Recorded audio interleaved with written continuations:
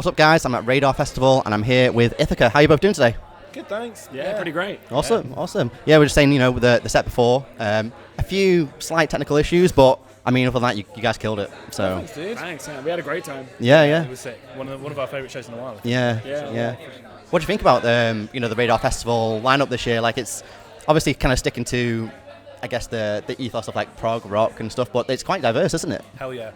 The thing that I like the most about this festival, and I admire the most about it, is that it seems to, like, whoever booked, the bookers seems to have like have an innate understanding of how people actually listen to music these days. Like, I feel like the genre is as a concept is starting to to die and kind of deplete. And I feel like the kind of Adam Neely crowd, the Pliny crowd, the kind of Conjure crowd, that's all kind of the same people. And that's a really smart way of thinking about festival booking, and I think we should be doing a lot more. I feel like that's what Outbreak do as well. It's like festivals who have, I think it's a much more forward-thinking way of booking that I think. Yeah, I mean, I think you have to do that now, like, as with streaming services and stuff, like, it's becoming more and more like a post-genre world. Like, you can listen, like, people are more open to, like, genres now, whereas, like, I'm at, like, 10, 15 years ago, maybe even longer than that, it's like, we only listen to metal. Where it's just three bands that just sound the same. Yeah.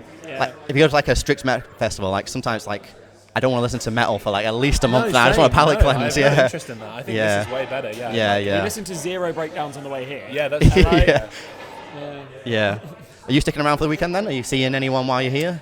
Sadly not. Definitely today. We're Right. definitely going to try and catch a couple of bands today. I think I'd really like to see Fall of Troy today. Oh yeah, same. I mean, obviously, I don't know, anyone of our age who plays like fiddly-diddly music. Yeah. They're like a Big core, influence. Yeah. Like FC Premix, Hell yeah. like Guitar Hero. .mp3, .limewire, Yeah. And it's a virus, so. Not again. Where's Bill Clinton? Like, it's only one of those two options. Yeah, definitely.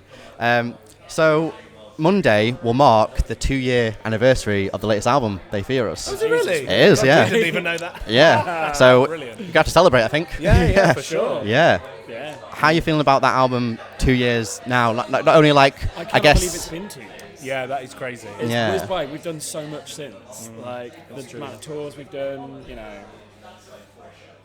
Yeah, I think it's also, it's interesting. When I was giving the speech today, I really was like feeling it because I wanted to kind of, I was like, I've said these same words quite a lot for the last 2 years. Yeah. And I'd like them not to start to lose any meaning. And also there was quite a lot of people in the room, and also it felt, I don't know, there's a sense of which I can really relate to who I was when the album dropped, but also I'm very, very different. Even in the 2 years, I feel really different.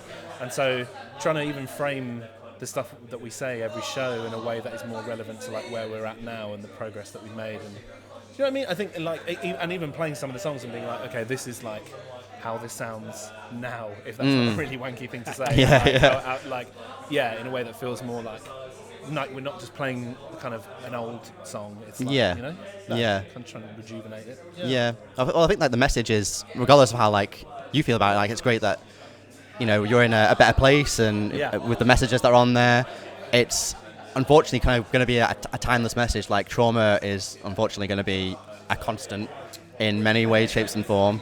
And hopefully, like, in terms of like, you as a band, like more inclusivity and diversity and stuff, hopefully that gets better. That's what we want. Hopefully that's not a timeless thing. The amazing thing is, like, we've been touring it for 2 years now, and it's been nice to sort of like hear that get cheers in different, places all around sort of like Europe and the US, and and to see that progress happen in terms of stage lineups, particularly like Tomei and some of the other festivals we played. When we started, that was, I don't want to sound like that guy. When we started, it would have been unacceptable to say something like that. It would have been just immediately, because like we tried, like we said stuff back in the day, and people just really took the piss out of us for it, and that's fine. Like we weren't there.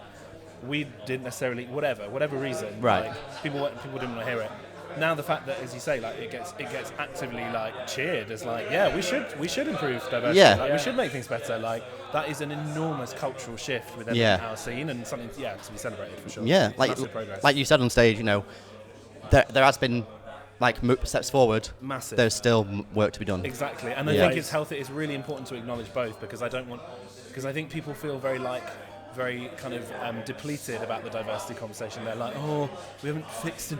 Oh no, we haven't. I mean, it's like with all social movement, like you mark the progress you've made, and then you look forward. Yeah. And I think that's like like there's so many more bands with like women and people of colour and queer people, so many more than there were 10 years ago. Yeah. It is shocking. And it's easier to actually find them and listen to them because of stuff like streaming services. 100%. Yeah, people are promoting them. People are doing what I said. People are booking them. Yeah, people are booking them. That is the big thing. Giving interviews to them, putting them on magazine covers. They're rolling the dice on these bands, and Yeah. like, wow, this is a really different way of thinking about this style of music. Yeah.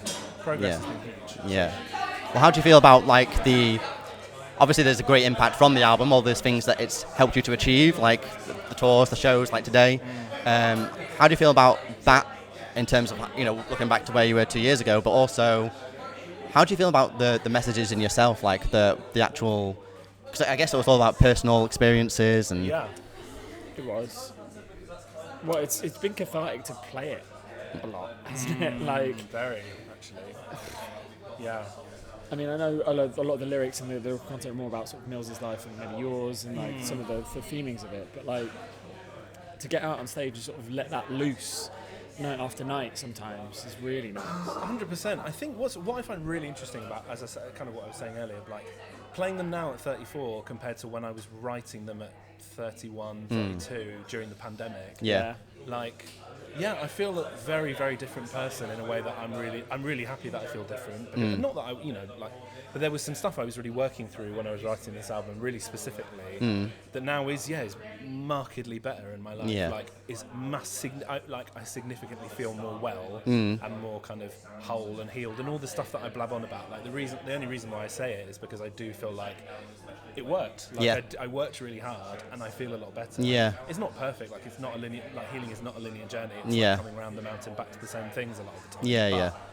But like it's you know, you rather than kind of circling around here, you're circling around here, if you know what I mean. And I think, I feel it's so lame, but I feel older and wiser, and that gives me even more license to be even more of a punisher on stage and be like, no, like, don't give in to nihilism, don't concede to irony poisoning or whatever it is. Like, don't just like go there. Like, there is so much more of life you could live, honestly. It sounds like way you too can make metal that is positive. Yeah, exactly. Yeah. It is possible. It is possible to make them to like give out a positive message to the kids. Without being that. Sometimes I am, Thanks, and that's okay. yeah.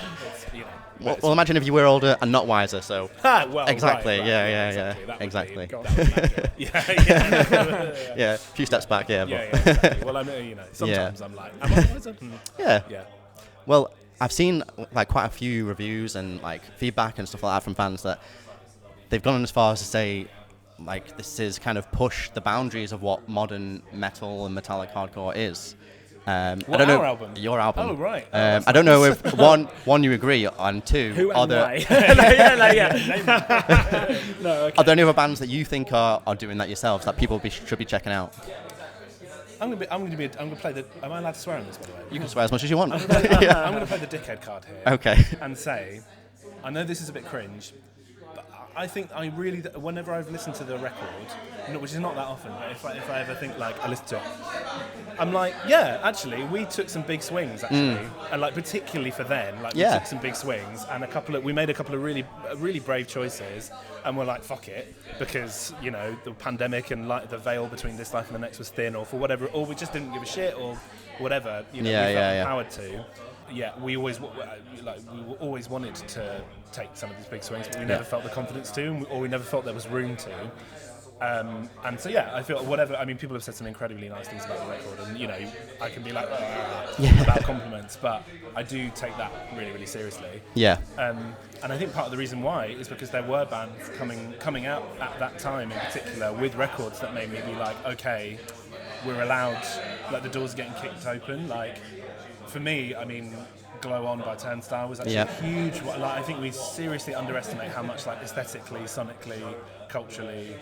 That was for me genuinely. I listened to that record and I was like, right, we're good to go. Like with They Fear Us, because it came out like a month before. Out, and I was like, this is going to be. If you have commercial success, then exactly. And then there are so many other artists in the last few years: Soul Glow, Wooloo. God, Zulu. Zulu and Zulu. Close enough. I don't know. It feels like a very, very creatively rich time, as much as it also there are other ways in which it feels like a very creatively bereft time, to be super honest. Like some people who I feel like are really reaching for the lowest common denominator and kind of think of themselves as content creators first before they do artists or musicians. Yeah. I see a lot of people who are taking very, very big swings, even harder in the other way than maybe they ever would. What about you, Will? You got any?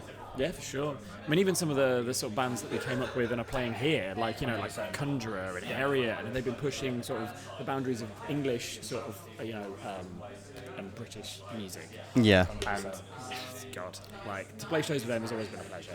Yeah. Yeah, all of the bands we came up with now, it feels like everyone's taking the biggest swings. And Yeah. It's all violins and trumpets and in their own way as well. Everyone's branched out and they're doing their own thing. Yeah. It's really nice to see. Yeah. Well, fans are also going to want to know new music. Is anything in the pipeline? Has anything been worked on? Yeah, we're noodling around. Right, We're okay. noodling around. There's some. We are working on some new music. Yeah. Cool. That's what I can say for That's fair enough. At least we know, right? Yeah. There's some things. There's some things, irons in the fire, you know, like Nice. fingers and pies. Cool. You know. And what else is planned so far this year for Ithaca in 2024? Kind of it. This is the last show we've got planned for the year, and then we're sort of, like we said, noodling a bit. Yeah. And then waiting until early next year to, Just do some see other what things. happens. Yeah. Yeah. We'll remain vague on that point. Yeah. We've got some bits. We've got Yeah. Fingers and pies, you know. Yeah. Pies and pies. Wink. Yeah. Well, thanks very much. I really appreciate chatting to you. And any final words before I let you go? Anything you want to say? Floor's yours. Any final words? Well, firstly, this is a lovely interview, and thanks for thank you so much. great course, questions. yeah. And I feel like you always ask really good questions, and you don't get enough credit for it. Oh, thank you. There's such a big difference between interviewers who phone it in and interviewers who have really thoughtful Yeah. How do you like the festival? Yeah. So you are Ithaca, right? Yeah. What's your band name mean? Yeah, exactly. Where in what? Yeah. So thanks for the interview. Yeah, of course. Yeah. Thank you very much. Cheers.